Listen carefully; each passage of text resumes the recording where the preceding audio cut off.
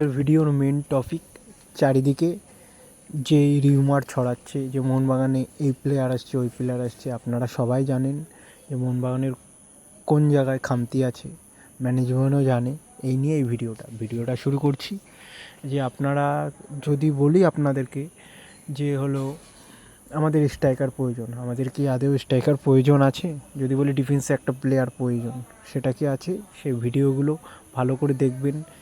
যারা রিউমারগুলো ছড়াচ্ছে তাদের ভিডিও, মানে আগের পুরনো ভিডিওগুলো দেখবে যে তারা কি সঠিক তথ্য দিচ্ছে কি না। যে অফিসিয়ালি যেই সব চ্যানেলগুলো আছে বা মোহনবাগানে যেসব অফিসিয়ালি হ্যান্ডেল আছে, সেখানেও নতুন প্লেয়ার আসলে বা সে কোনো প্লেয়ারকে স্যাক করলে সেটা সেখানে জানায়। তাদের ভিডিওটাই দেখবেন। ভিডিওটা যার তার কথা বিশ্বাস করবেন না, প্রচুর রিউমার ছড়াচ্ছে এই নিয়ে। আমরাও জানি একটা প্লেয়ার, পছন্দের প্লেয়ার যদি তাকে যদি ছাড়া হয়, আমাদের নিজের থেকেও অনেক খারাপ লাগবে। আমায় রানাবাড়াকে ছেড়ে দিলে হয়তো মোহনবাগানের সমর্থক বা আমাদের কোনো যায় আসবে না। আর আপনারা এই দিকটাও খেয়াল করবেন যে আমাদের অ্যাটাকিং মিডফিল্ডার লাগবে, একটা বক্স টু বক্স। বলতে গেলে থাপা, আপুইয়ার চোট থাকলে তাদের জায়গাটা ফুলফিল করার। আপনারা এটাও বলতে পারেন যে আমাদেরও তো আরও প্লেয়ার আছে, যেমন দীপক টাংরি, অভিষেক সূর্যবংশী, গ্রেন মার্টিনকে দেখেছি মনে হয় তোমার ডুরান্ড কাপে। আর তারা আপুয়া আর থাপার জায়গা ফুলফিল কখনোই করতে পারছে না। হয়তো লোবেরা বা ম্যানেজমেন্ট সবাই জানে যে একটা মিডফিল্ডার বেস্ট আনতে, সামনের সিজনের জন্য একটা মিডফিল্ডার প্রয়োজন আমাদের। আর এই দিকটাও ভাববেন যে সাহাল কিন্তু আমাদের সিস্টেমে খাপ খাচ্ছে না। সাহাল যে কোনো টিমের ফার্স্ট চয়েস হতে পারে সাহাল, বা যে কোনো টিমের অ্যাসিড সে।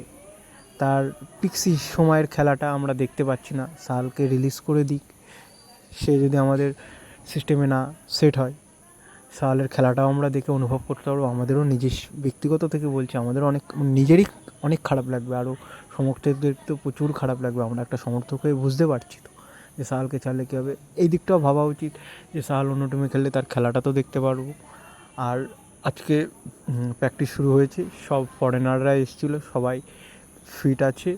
ফিট থাকার কারণেই যে আমাদের ফিজিও, সে এই ছুটির সময় যেসব ফরেনাররা বাইরে গেছিলো তাদের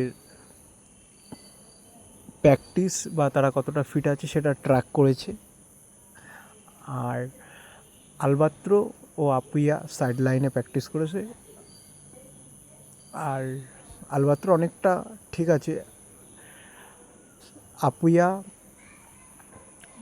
কথা যখন জিজ্ঞাসা করা হচ্ছিল লোবেরার কাছে, লোবেরা বলছে যে গোয়া ম্যাচের আগে তেমন একটা চিন্তিত নয়, একটু চিন্তিত আছি, কিন্তু গোয়া ম্যাচের আগে তাদের ফিট করে মাঠে ফার্স্ট 11-এ যেন খেলতে পারে, এরকম একটা আশ্বস্ত করলো আমাদের। এইটুকুনই জানানোর ছিল। জয় মোহনবাগান। আপনাদের কোনো প্রশ্ন থাকলে আমাকে জানাবেন। আর কাজের ফাঁকে ফাঁকে ভিডিও বানাই, আর ভিডিওটা ভিউজ আসার জন্য না, মোহনবাগানকে ভালোবেসে ভিডিওটা করা। আর একটা কথা যেটা হলো যে ভিডিও থাম্বনেলে এই ওই বলে তো মানুষকে বিভ্রান্ত করে লাভ নেই। খেলার এটা একটা ইমোশনাল জিনিস মোহনবাগান। যারা মোহনবাগানকে ভালোবাসে তারা জানে। ভিডিও বানানোর চেষ্টা করে, আপনারাও কোনো টপিক বলবেন, সেই টপিক নিয়ে অ্যানালাইসিস করে আমিও জানাবো। এটা আমার অ্যানালাইসিস করে জানানো, আমার কোনো সোর্স নেই যে জানাবো, যে তাদের কাছ থেকে কোনো খবর পাবো। এই কি খেলাটা, আমি নিজেও একটা স্পোর্টস প্লেয়ার, আমিও ফুটবল খেলেছি ন্যাশনাল লেভেলে। আমি নিজেও খেলাটাকে যেইটুকুনো বুঝি সেইটুকুনো নিয়ে বলার চেষ্টা করি। জয় মোহনবাগান। ভিডিওটা অনেকটা বড় হয়ে গেল, আপনারা শুভরাত্রি বলে ভিডিওটা শেষ করলাম।